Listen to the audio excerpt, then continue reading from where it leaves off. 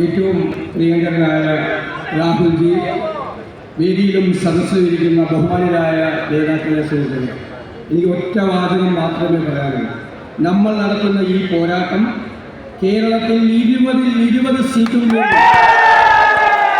ദേശീയ തലത്തിൽ Indian national കോൺഗ്രസിന് നമ്മുടെ പ്രിയങ്കരനായ നേതാവ് രാഹുൽ ഗാന്ധി നയിക്കുന്ന ഇന്ത്യ മുന്നണിയെ അധികാരത്തിൽ കൊണ്ടുവരിക എന്നത് മാത്രമാണ് നമ്മുടെ ലക്ഷ്യം.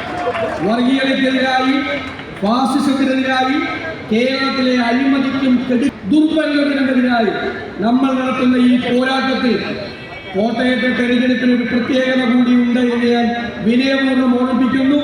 മധുരമായ ഒരു പ്രതികാരമാണ്